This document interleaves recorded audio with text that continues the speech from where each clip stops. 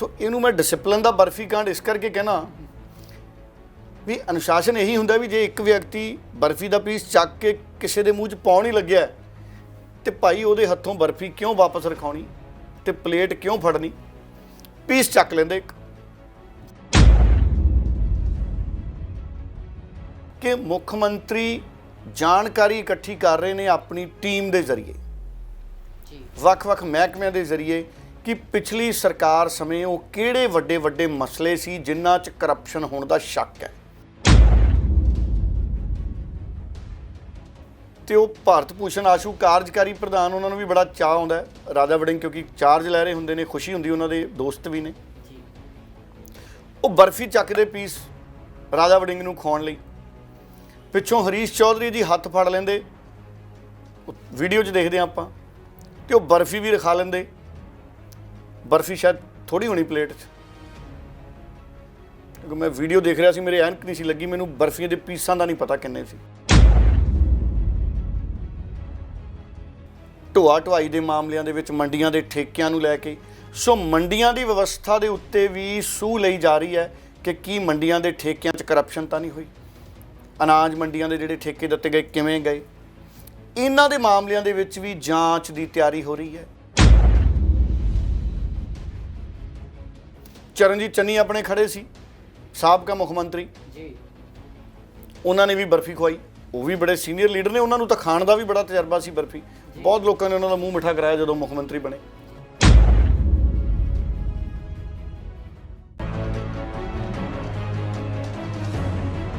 Programme खबर पड़ताल देख रहे दर्शकों का स्वागत है। सूबे नाल संबंधित बहुत सारिया सियासी खबरां ने जिन्हां दे उपर पड़ताल करांगे।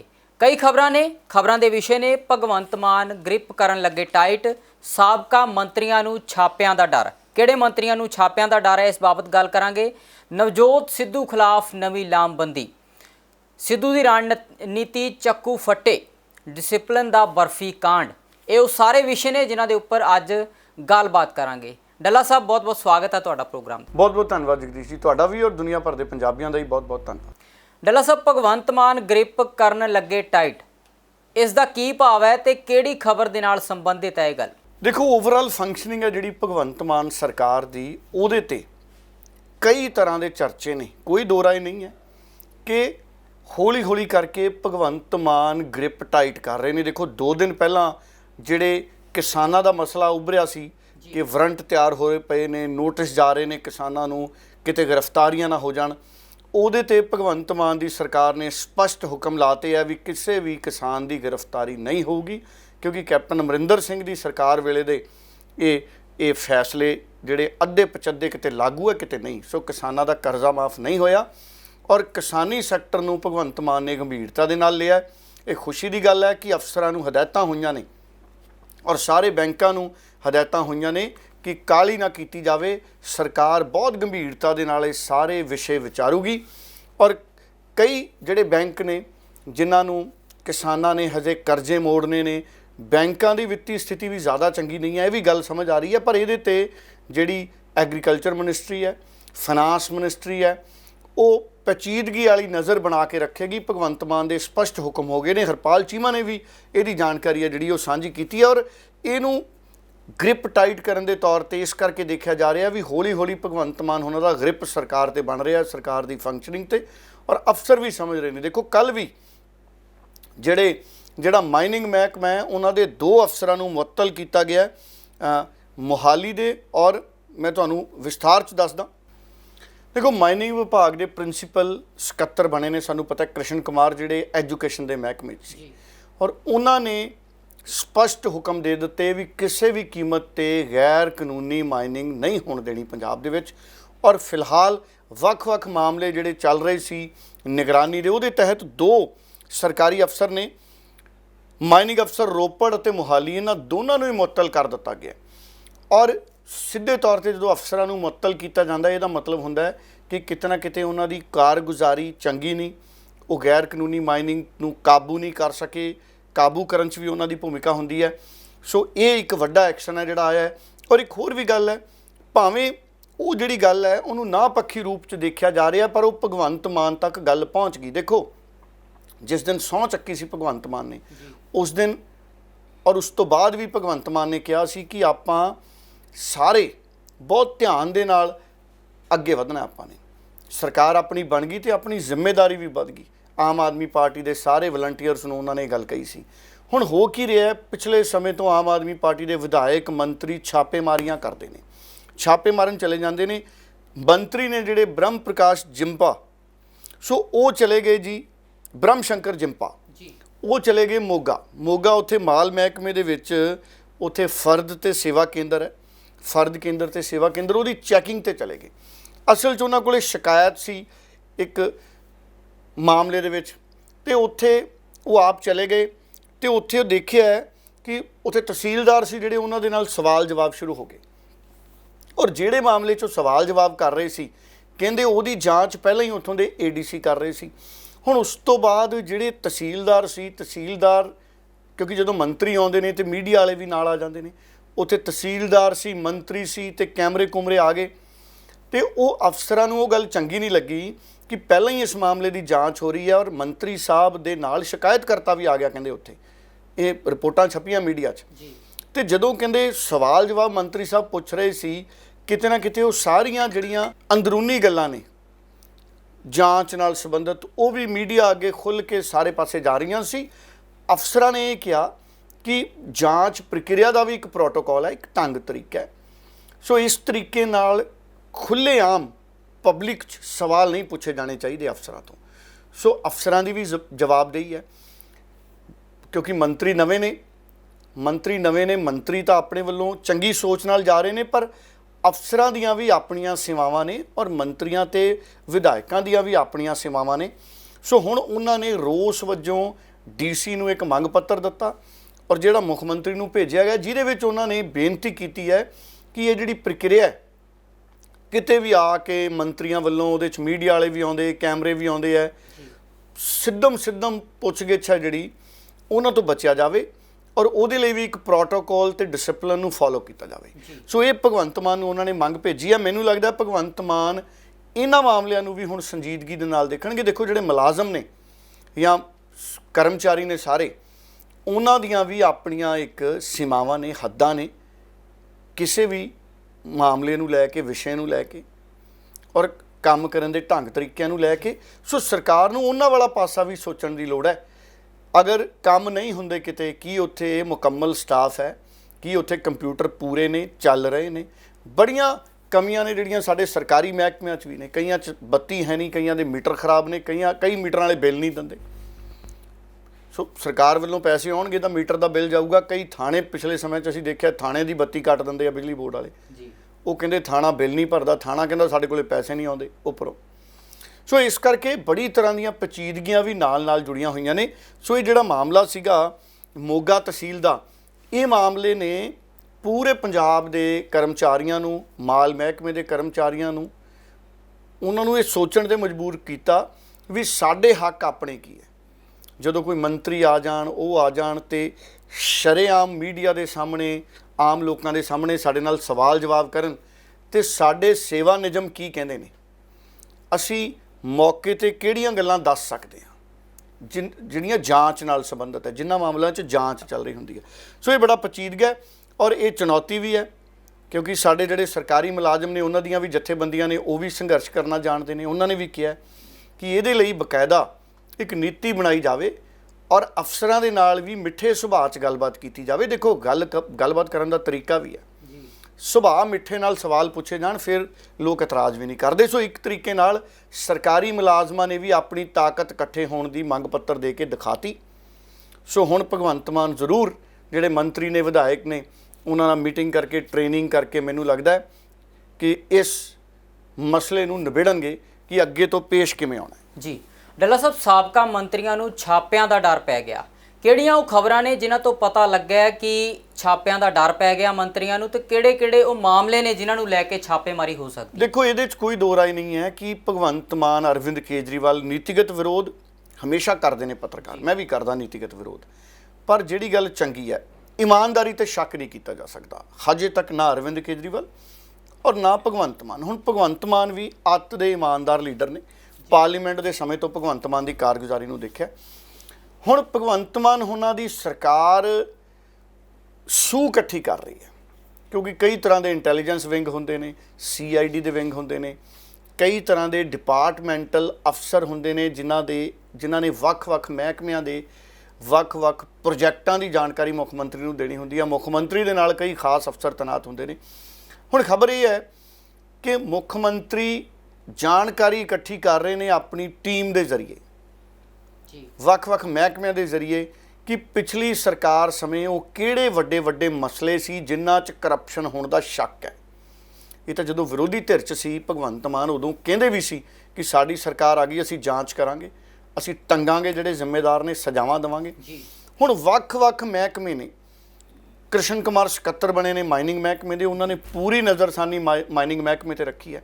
ਪਰ ਸਰਕਾਰ ਤਿਆਰੀ ਕਰ ਰਹੀ ਹੈ ਜਾਂਚ ਕਰਾਉਣ ਦੀ ਵੱਡੇ ਪੱਧਰ ਤੇ, ਔਰ ਜਦੋਂ ਵੱਖ-ਵੱਖ ਤਰ੍ਹਾਂ ਦੀ ਜਾਂਚ ਦੇ ਹੁਕਮ ਹੁੰਦੇ ਨੇ ਉਸ ਤੋਂ ਪਹਿਲਾਂ ਤਿਆਰੀ ਕਰਨੀ ਪੈਂਦੀ ਹੈ। ਸੋ ਸੂਹ ਲੈ ਰਹੀ ਹੈ ਸਰਕਾਰ ਮਾਈਨਿੰਗ ਮਹਿਕਮੇ 'ਚ, ਐਕਸਾਈਜ਼ ਮਹਿਕਮੇ 'ਚ, ਇਹਨਾਂ ਦੀਆਂ ਪਾਲਿਸੀਆਂ ਬਣਾਉਣ 'ਚ ਵੀ ਕਿਹਦੇ ਪ੍ਰਭਾਵ 'ਚ ਪਾਲਿਸੀਆਂ ਬਣੀਆਂ, ਸਰਕਾਰ ਨੂੰ ਕਿੰਨਾ ਘਾਟਾ ਪਿਆ, ਕੀ ਨੁਕਸਾਨ ਇਹਦੇ ਨਾਲ ਖਜ਼ਾਨੇ ਨੂੰ ਹੋਇਆ ਜਾਂ ਨਹੀਂ ਹੋਇਆ।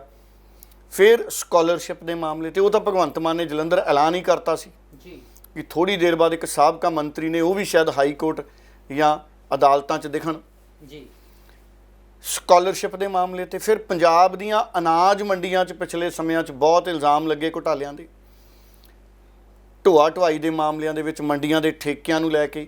ਸੋ ਮੰਡੀਆਂ ਦੀ ਵਿਵਸਥਾ ਦੇ ਉੱਤੇ ਵੀ ਸੂਹ ਲਈ ਜਾ ਰਹੀ ਹੈ ਕਿ ਕੀ ਮੰਡੀਆਂ ਦੇ ਠੇਕਿਆਂ 'ਚ ਕਰਪਸ਼ਨ ਤਾਂ ਨਹੀਂ ਹੋਈ, ਅਨਾਜ ਮੰਡੀਆਂ ਦੇ ਜਿਹੜੇ ਠੇਕੇ ਦਿੱਤੇ ਗਏ ਕਿਵੇਂ ਗਏ।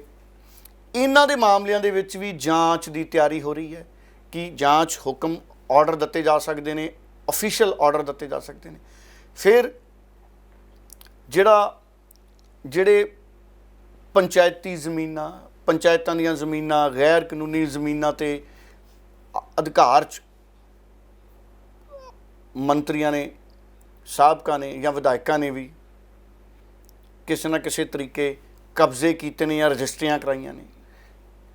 ਸੋ ਇਹ ਸਾਰੇ ਇੱਦਾਂ ਦੇ 8-9 ਮਾਮਲੇ ਨੇ ਜਗਦੀਸ਼ ਜੀ, ਜਿਨ੍ਹਾਂ ਦੇ ਉੱਤੇ ਤਿਆਰੀ ਹੋ ਰਹੀ ਹੈ, ਔਰ ਆਉਂਦੇ ਸਮਿਆਂ ਦੇ ਵਿੱਚ ਇਹਨਾਂ 'ਤੇ ਜਾਂਚ ਵੀ ਹੋ ਸਕਦੀ ਹੈ ਔਰ ਵਿਜੀਲੈਂਸ ਕੋਲੇ ਵੀ ਇਹ ਮਾਮਲੇ ਜਾ ਸਕਦੇ ਨੇ। ਸੋ ਵੱਖ-ਵੱਖ ਮਾਮਲਿਆਂ ਦੀ ਜਾਂਚ ਜਿਹੜੀ ਹੈ ਉਹ ਵਿਜੀਲੈਂਸ ਬਿਊਰੋ ਨੂੰ ਵੀ ਦਿੱਤੀ ਜਾ ਸਕਦੀ ਹੈ। ਇਹ ਸਾਰੇ ਮਾਮਲਿਆਂ ਦੀ ਜਿਹੜੀ ਹੈ ਰਿਪੋਰਟ ਆਉਂਦੇ ਸਮਿਆਂ ਦੇ ਵਿੱਚ ਮੈਨੂੰ ਲੱਗਦਾ ਹੈ ਭਗਵੰਤ ਮਾਨ ਔਰ ਅਰਵਿੰਦ ਕੇਜਰੀਵਾਲ ਤੱਕ ਵੀ ਪਹੁੰਚ ਜਾਣੀ ਹੈ। ਮੂੰਹ ਜ਼ਬਾਨੀ ਚਰਚਾਵਾਂ ਹੁੰਦੀਆਂ ਨੇ ਸਰਕਾਰ ਦੇ ਅੰਦਰ ਕਿ ਅਸੀਂ ਕਰਪਸ਼ਨ ਨੂੰ ਕਿਵੇਂ ਖਤਮ ਕਰਨਾ ਹੈ, ਆਪਰੇਸ਼ਨ ਕਲੀਨ। ਮੈਂ ਇਹਨੂੰ ਕਹਿ ਦਿੰਦਾ ਕਿ ਆਪਰੇਸ਼ਨ ਕਲੀਨ ਚਲਾਉਣ ਦੀ ਤਿਆਰੀ 'ਚ ਹੈ ਅਰਵਿੰਦ ਕੇਜਰੀਵਾਲ ਦੀ ਪਾਰਟੀ ਔਰ ਭਗਵੰਤ ਮਾਨ ਦੀ ਸਰਕਾਰ। ਔਰ ਜਿਸ ਦਿਨ ਇਹ ਆਪਰੇਸ਼ਨ ਕਲੀਨ ਚੱਲਿਆ ਤੇ ਅਚਾਨਕ ਇਹ ਵੀ ਹੋ ਸਕਦਾ ਕਿ ਅਨਾਉਂਸ ਕਰਨ ਕਿ ਅਸੀਂ ਇਹ ਸਾਰੇ ਮਾਮਲਿਆਂ ਦੀ ਜਾਂਚ ਵਿਜੀਲੈਂਸ ਬਿਊਰੋ ਨੂੰ ਦਿੰਦੇ ਹਾਂ। ਹੁਣ ਵਿਜੀਲੈਂਸ ਬਿਊਰੋ ਸਾਰੇ ਮਾਮਲਿਆਂ 'ਚ ਮੰਤਰੀਆਂ ਦੀ ਭੂਮਿਕਾ, ਵਿਧਾਇਕਾਂ ਦੀ ਭੂਮਿਕਾ ਦੀ ਜਾਂਚ ਕਰੂ। ਅਗਰ ਇਹ ਹੋ ਗਿਆ ਤੇ ਫਿਰ ਬਹੁਤ ਵੱਡੇ ਭੜਥੂ ਪੈਣੇ ਨੇ, ਫਿਰ ਤਾਂ ਕਈ ਮੰਤਰੀਆਂ ਦੇ ਛਾਪੇ ਵੱਜ ਸਕਦੇ ਨੇ ਪੰਜਾਬ 'ਚ। ਔਰ ਹੁਣ ਚਰਚਾਵਾਂ ਇਹ ਨੇ ਵੀ ਕਈ ਮੰਤਰੀਆਂ ਤੱਕ ਵੀ ਭਿਣਕਾਂ ਦਫ਼ਤਰਾਂ 'ਚੋਂ ਲੱਗੀਆਂ ਨੇ, ਕਿਉਂਕਿ ਮੰਤਰੀਆਂ ਦੇ ਵੀ ਪੁਰਾਣੇ ਜਾਣਕਾਰ ਅਫਸਰ ਹੁੰਦੇ ਨੇ। ਕਿਤੇ ਨਾ ਕਿਤੇ ਅਫਸਰ ਨੇ ਜਿਹੜੇ ਉਹ ਸੁਨੇਹੇ ਲਾ ਰਹੇ ਨੇ ਵੀ ਚੁੱਪ ਚਪੀਤੇ ਇਹਨਾਂ ਮਾਮਲਿਆਂ ਦੀ ਸੂਹ ਤਾਂ ਲਈ ਜਾ ਰਹੀ ਹੈ। ਹੁਣ ਜਿਹੜੇ ਸਿਆਣੇ ਅਫਸਰ, ਵੱਡੇ ਮੰਤਰੀ, ਮੁੱਖ ਮੰਤਰੀ ਹੁੰਦੇ ਨੇ ਅਰਵਿੰਦ ਕੇਜਰੀਵਾਲ ਵਰਗੇ, ਉਹ ਸਮੈਲ ਕਰਕੇ ਸਮਝ ਜਾਂਦੇ ਨੇ, ਪੋਲੀਟੀਕਲ ਸਮੈਲ ਨਾਲ ਉਹਨਾਂ ਨੂੰ ਆਈਡੀਆ ਹੋ ਜਾਂਦਾ ਵੀ ਕਿਹਦੇ ਤੇ ਗ੍ਰਿਪ ਕੱਸਣਾ। ਸੋ ਆਉਂਦੇ ਦਿਨਾਂ 'ਚ ਜਗਦੀਸ਼ ਜੀ ਇਹ ਮਾਮਲੇ ਪੂਰੀ ਤਰਥੱਲੀ ਪਾਉਣਗੇ ਪੰਜਾਬ ਦੀ ਸਿਆਸਤ 'ਚ। ਜੀ ਡੱਲਾ ਸਾਹਿਬ, ਇਹ ਖਬਰਾਂ ਆ ਰਹੀਆਂ ਕਿ ਨਵਜੋਤ ਸਿੰਘ ਸਿੱਧੂ ਦੇ ਖਿਲਾਫ ਕਾਂਗਰਸ ਦੇ ਵਿੱਚ ਨਵੇਂ ਤਰੀਕੇ ਦੀ ਇੱਕ ਲਾਮਬੰਦੀ ਸ਼ੁਰੂ ਹੋ ਗਈ ਹੈ। ਕਿਹੜੀਆਂ ਉਹ ਘਟਨਾਵਾਂ ਨੇ ਜਿਸ ਤੋਂ ਇਸ ਤਰ੍ਹਾਂ ਲੱਗਦਾ ਹੈ ਕਿ ਸਿੱਧੂ ਖਿਲਾਫ ਵਾਕਿਆ ਹੀ ਨਵੇਂ ਤਰੀਕੇ ਦੀ ਲਾਮਬੰਦੀ ਸ਼ੁਰੂ ਹੋ ਗਈ ਹੈ? ਦੇਖੋ, ਪਹਿਲਾਂ ਤਾਂ ਕੱਲ੍ਹ ਜਿਹੜਾ ਨਵਜੋਤ ਸਿੰਘ ਸਿੱਧੂ ਨੇ ਬਿਆਨ ਦਿੱਤਾ ਹੈ ਕਿ ਭਗਵੰਤ ਮਾਨ ਮਾਫੀ ਨਾਲ ਡਟ ਕੇ ਲੜੇ ਤੇ ਅਸੀਂ ਨਾਲ ਖੜੇ ਹਾਂ, ਮੈਨੂੰ ਲੱਗਦਾ ਉਹਦਾ ਸਵਾਗਤ ਕੀਤਾ ਜਾਣਾ ਚਾਹੀਦਾ। ਹਰ ਵਿਰੋਧੀ ਧਿਰ ਦੇ ਇਮਾਨਦਾਰ ਨੌਨ ਕਰਪਟ ਲੀਡਰ ਨੂੰ ਸਰਕਾਰ ਦੇ ਨਾਲ ਖੜਨਾ ਚਾਹੀਦਾ ਹੈ। ਔਰ ਇੱਕ ਵਾਰੀ ਇਹ ਜਿਹੜੇ ਵੱਡੇ ਮਸਲੇ ਨੇ, ਦੇਖੋ ਕੁਝ ਗੱਲਾਂ ਤਾਂ ਸਿਸਟਮੈਟਿਕ ਐਰਰਸ ਕਹਿ ਕੇ, ਜਿਵੇਂ ਹੁੰਦਾ ਨਾ ਕਈ ਛੋਟੀਆਂ ਮੋਟੀਆਂ ਗਲਤੀਆਂ ਨੂੰ ਕਲੈਰੀਕਲ ਐਰਰ ਕਹਿ ਦਿੰਦੇ ਨੇ, ਹੈਂਡਰਾਈਟਿੰਗ ਮਿਸਟੇਕਸ ਕਹਿ ਦਿੰਦੇ ਨੇ। ਕੁਝ ਮਾਮਲਿਆਂ ਨੂੰ ਤਾਂ ਅਸੀਂ ਸਿਸਟਮੈਟਿਕ ਐਰਰਸ ਕਹਿ ਕੇ ਕਿ ਇਹ ਸਿਸਟਮ ਦੀਆਂ ਦੁਸ਼ਵਾਰੀਆਂ ਸੀ ਜਿਹਦੇ ਕਰਕੇ ਲੀਕੇਜ ਹੋ ਗਈ। ਜਿਵੇਂ ਬੱਤੀ ਚੋਰੀ ਹੁੰਦੀ ਹੈ ਔਰ ਇੱਕ ਤਾਂ ਬੱਤੀ ਚੋਰੀ ਹੁੰਦੀ ਹੈ ਕੁੰਡੀ ਪਾ ਕੇ, ਇੱਕ ਟਰਾਂਸਮਿਸ਼ਨ ਲਾਸ ਹੁੰਦੇ ਨੇ, ਕਿਤੇ ਅਰਥਿੰਗ ਹੋ ਗਈ, ਕਿਤੇ ਕਿਸੇ ਨੇ ਡੀਜੇ ਲਾ ਲਿਆ ਰਾਤ ਨੂੰ।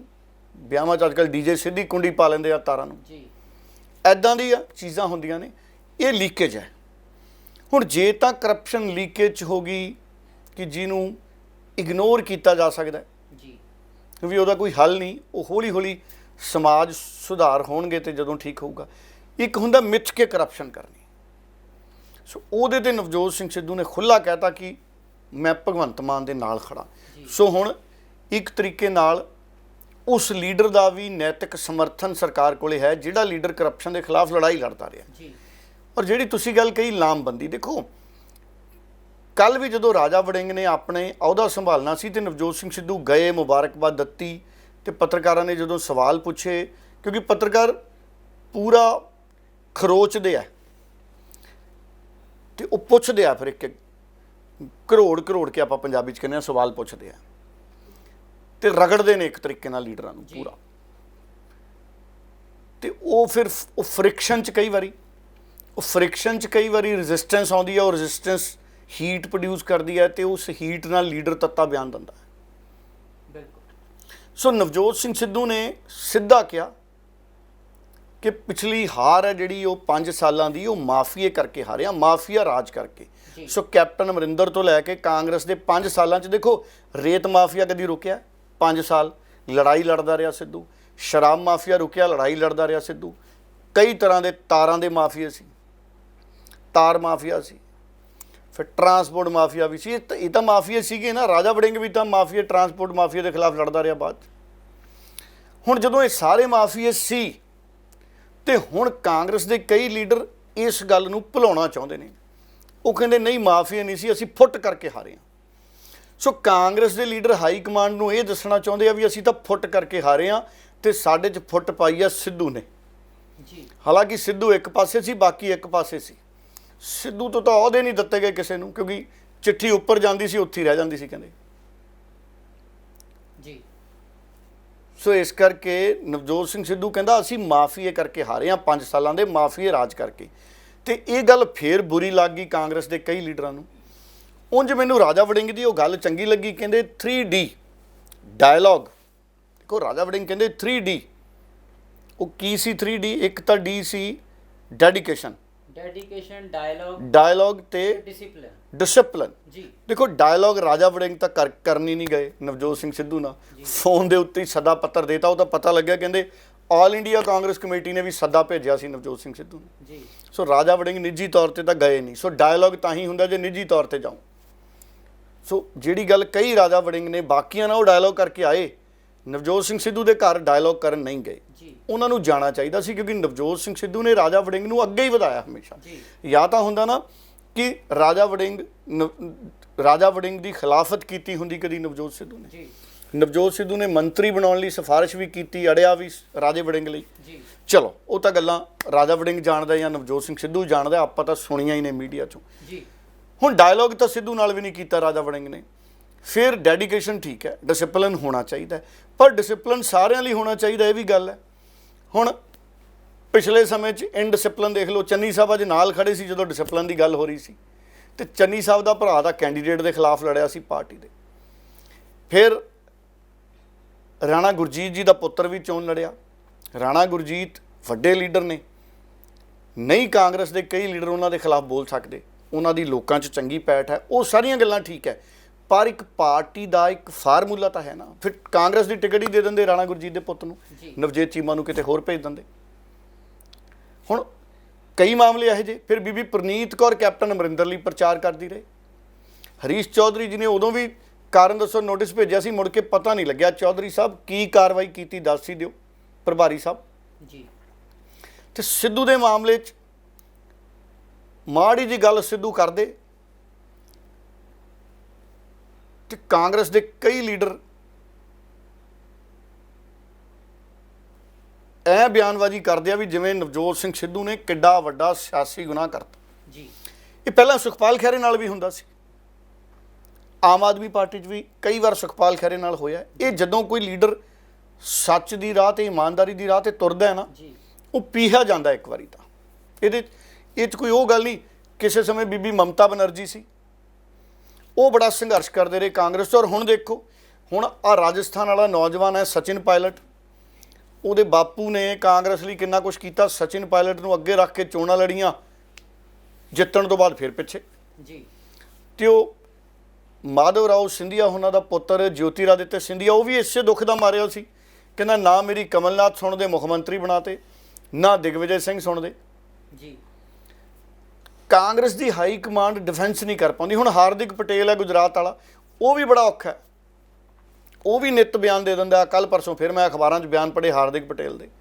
ਉਹ ਕਹਿੰਦਾ ਕਾਂਗਰਸ ਦੇ ਵਿੱਚ ਅਗਰ ਸੱਚੀ ਗੱਲ ਕਰਦੇ ਹੋ ਤੇ ਉਸ ਸੱਚੀ ਗੱਲ ਨੂੰ ਭੰਡਣ ਵਾਲੇ ਵੀ ਕਈ ਆ ਜਾਂਦੇ ਜੀ। ਤੇ ਉਹੀ ਹਾਲ ਨਵਜੋਤ ਸਿੰਘ ਸਿੱਧੂ ਦਾ। ਉਹ ਸੱਚੀ ਗੱਲ ਕਰਦਾ ਤੇ ਕਈ ਨਿਕਲ ਆਉਂਦੇ ਆ। ਹਾਂ, ਜ਼ਰੂਰੀ ਨਹੀਂ ਕਿ ਸਾਰਿਆਂ ਨੂੰ ਕਰਪਟ ਨਹੀਂ ਅਸੀਂ ਕਹਿੰਦੇ, ਪਰ ਕਈ ਵਾਰੀ ਸਾਰਿਆਂ ਕੋਲੇ ਮਾਦਾ ਹੈ ਨਹੀਂ ਕਿ ਸੱਚ ਨਾ ਖੜ ਜੀ। ਜੀ ਉਹ ਢਿੱਲ ਜੀ ਮਹਿਸੂਸ ਕਰਦੇ ਆ। ਜਿਵੇਂ ਕਈ ਵਾਰੀ ਕਈ ਡਰਾਈਵਰ ਦੁਚਿੱਤੀ ਜੀ 'ਚ ਹੁੰਦੇ ਆ ਨਾ, ਲੱਗਦਾ ਹੁੰਦਾ ਵੀ ਹਵਾ ਘੱਟ ਹੈ, ਭਰਾਉਂਦੇ ਨਹੀਂ। ਕਹਿੰਦੇ ਕੱਢ ਲੈਣਾ, ਕੋਈ ਨਹੀਂ, ਅੱਗੇ ਜਾ ਕੇ ਦੇਖਾਂਗੇ। ਉਹਦੇ ਨੂੰ ਪੈਂਚਰ ਹੋ ਜਾਂਦੀ ਗੱਡੀ। ਕਈ ਡੀਜ਼ਲ ਨਹੀਂ ਪਾਉਂਦੇ, ਦੁਚਿੱਤੀ 'ਚ ਪਏ ਰਹਿੰਦੇ ਆ। ਕੋਈ ਨਹੀਂ, ਅੱਗੇ ਪੈਟਰੋਲ ਪੰਪ ਆਉਂਦਾ ਫਿਰ ਦੇਖਦੇ ਹਾਂ, ਇਹ ਦੂਜੇ ਪਾਸੇ ਪੰਪ ਹੈ, ਕੋਈ ਨਹੀਂ, ਅੱਗੇ ਚੱਲਦੇ ਹਾਂ। ਸਾਡਾ ਇੱਕ ਸਾਥੀ ਡਰਾਈਵਰ ਸੀ, ਉਹ ਵੀ ਬੜੀ ਦੁਚਿੱਤੀ 'ਚ ਰਹਿੰਦਾ ਸੀ। ਉਹਨੂੰ ਕਹਿਣਾ ਪੈਟਰੋਲ ਪਵਾ ਲੈ, ਡੀਜ਼ਲ ਪਵਾ ਲੈ, ਉਹਨੇ ਕਹਿਣਾ ਲਓ ਜੀ ਪਾਉਂਦੇ ਹਾਂ ਸਰ। ਅੱਗੇ ਪਾਉਂਦੇ ਹਾਂ ਜੀ, ਸੱਜੇ ਹੱਥ ਪੰਪ ਹੈ। ਸੋ ਕਈ ਚੀਜ਼ਾਂ ਐਂ ਚੱਲਦੀਆਂ ਨੇ ਜੀ। ਦੁਚਿੱਤੀ ਨੁਕਸਾਨਦਾਇਕ ਹੁੰਦੀ ਹੈ। ਸੋ ਹਾਰਦਿਕ ਪਟੇਲ ਦੇਖੋ, ਉਹ ਵੀ ਉਹ ਕਨਫਿਊਜ਼ਨ 'ਚ ਹੈ। ਨਵਜੋਤ ਸਿੰਘ ਸਿੱਧੂ ਨੂੰ ਲੈ ਕੇ ਵੀ ਦੁਚਿੱਤੀ 'ਚ ਰਹੇ। ਕੈਪਟਨ ਅਮਰਿੰਦਰ ਜਦੋਂ ਲਾਇਆ ਉਦੋਂ ਵੀ ਦੁਚਿੱਤੀ 'ਚ, ਪਤਾ ਹੀ ਨਹੀਂ ਵੀ ਜੇ ਕੈਪਟਨ ਅਮਰਿੰਦਰ ਨੂੰ ਲਾਇਆ ਤੇ ਪਾਰਟੀ ਪ੍ਰਧਾਨ ਹੈ ਭਾਈ ਨਵਜੋਤ ਸਿੰਘ ਸਿੱਧੂ ਨੂੰ ਸੀਐਮ ਲਾਉਣਾ ਜਾਂ ਕਿਹਨੂੰ ਲਾਉਣਾ। ਫਿਰ ਲੱਭਦੇ ਰਹੇ, ਕਹਿੰਦੇ ਵੋਟਾਂ ਗਿਣ ਲਓ, ਮੀਟਿੰਗਾਂ ਹੋਟਲਾਂ 'ਚ। ਜੀ ਤੇ ਸੁਨੀਲ ਜਾਖੜ ਤਾਂ ਹੀ ਕਹਿੰਦੇ ਸੀ ਨਾ ਵੀ ਮੇਰੇ ਨਾਲ ਇੰਨੇ ਨੇ। ਸੁਨੀਲ ਜਾਖੜ ਦਾ ਐਮਐਲਏ ਵੀ ਨਹੀਂ ਸੀ, ਉਹਨਾਂ ਨੂੰ ਇਹ ਦੌੜ 'ਚ ਲਿਆਏ। ਉਹ ਜਾਖੜ ਸਾਹਿਬ ਬੁਰਾ ਮਨਾ ਗਏ ਉਹਦਾ। ਜੀ ਫਿਰ ਨੋਟਿਸ ਜਾਖੜ ਸਾਹਿਬ ਨੂੰ ਵੀ ਭੇਜਿਆ ਸੀ। ਹੁਣ ਕਈ ਕਹਿੰਦੇ ਕਈਆਂ ਦੇ ਭਾਰ ਨਹੀਂ ਚੱਕਦੀ ਕਾਂਗਰਸ, ਭਾਰ ਨਹੀਂ ਝੱਲਦੀ ਕਹਿੰਦੇ ਜਾਖੜ ਸਾਹਿਬ ਤੇ ਕਾਰਵਾਈ ਜੇ ਹੋਗੀ ਤਾਂ। ਬਾਕੀ ਪਤਾ ਨਹੀਂ ਕਰ ਵੀ ਦੇਣ। ਜੀ ਸੋ ਇਸ ਕਰਕੇ ਨਵਜੋਤ ਸਿੰਘ ਸਿੱਧੂ ਨੇ ਮਾਫੀਆ ਦੀ ਗੱਲ ਕੀਤੀ ਤੇ ਕਈ ਨਵਜੋਤ ਸਿੰਘ ਸਿੱਧੂ ਨੂੰ ਘੇਰਨ ਆ ਗਏ। ਵੈਸੇ ਮੈਂ ਹੈਰਾਨ ਬੜਾ ਹੋਇਆ, 3 ਡੀ ਲਾਤੀਆਂ ਇਹਨਾਂ ਨੇ। ਇਹ ਬੜੀ ਚੰਗੀ ਗੱਲ ਆ ਡਿਸਪਲਿਨ ਵਾਲੀ। ਜੀ ਕਰਪਸ਼ਨ ਦੇ ਖਿਲਾਫ ਵੀ ਕਰੋ। ਕਾਂਗਰਸ ਨੂੰ ਇਹ ਸਮਝਣਾ ਪੈਣਾ ਵੀ ਕਰਪਸ਼ਨ ਨੇ ਕਾਂਗਰਸ ਖਤਮ ਕੀਤੀ ਹੈ। ਮਨਮੋਹਨ ਸਿੰਘ ਇਮਾਨਦਾਰ ਬੰਦਾ ਦੇਸ਼ ਚਲਾਉਂਦਾ ਰਿਹਾ ਤੇ ਬਹੁਤ ਕਾਂਗਰਸ ਦੇ ਲੀਡਰ ਇਕੱਠਾ ਕਰਕੇ ਲੈ ਗਏ ਸਮਾਨ। ਜੀ ਫਿਰ ਅਦਾਲਤਾਂ 'ਚ ਕਿੰਨੇ ਮਾਮਲੇ ਚੱਲੇ, ਕਈਆਂ 'ਚ ਬਰੀ ਹੋ ਗਏ, ਪਰ ਇਲਜ਼ਾਮ ਤਾਂ ਰਹਿ ਗਏ ਨਾ, ਭਾਵੇਂ ਬਰੀ ਹੋ ਗਏ, ਸਾਬਤ ਨਹੀਂ ਹੁੰਦੇ ਕਈ ਵਾਰੀ ਕਰਪਸ਼ਨ।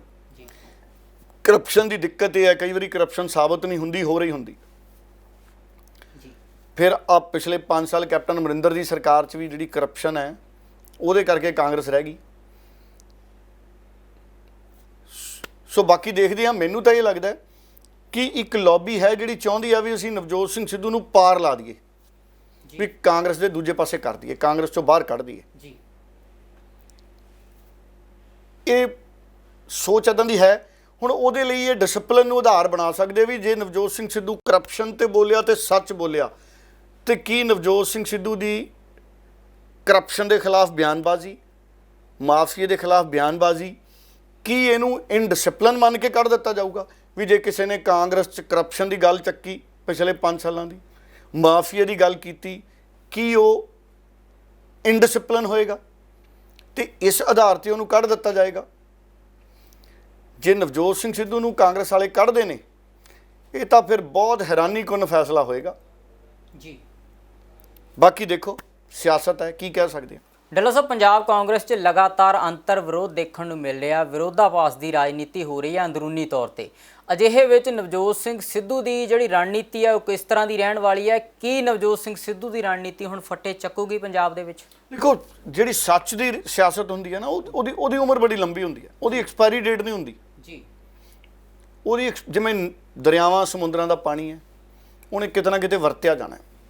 ਸੋ ਨਵਜੋਤ ਸਿੰਘ ਸਿੱਧੂ ਜਿਸ ਲੜਾਈ 'ਚ ਉਤਰ ਆਇਆ, ਟੈਲੀਵਿਜ਼ਨ ਛੱਡ ਗਏ ਨਵਜੋਤ ਸਿੰਘ ਸਿੱਧੂ, ਹਾਸੇ ਵਾਲੇ ਪ੍ਰੋਗਰਾਮ ਛੱਡ ਗਏ, ਜੀ ਪਰ ਫਿਰ ਵੀ ਕਰ ਲੈਣੇ ਚਾਹੀਦੇ ਕਿਉਂਕਿ ਸਿੱਧੂ ਦੀਆਂ ਕਿਹੜਾ ਰੇਤੇ ਦੀਆਂ ਖੱਡਾਂ ਚੱਲਦੀਆਂ, ਉਹਦਾ ਕਿਹੜਾ ਸ਼ਰਾਬ ਦਾ ਠੇਕਾ ਚੱਲਦਾ।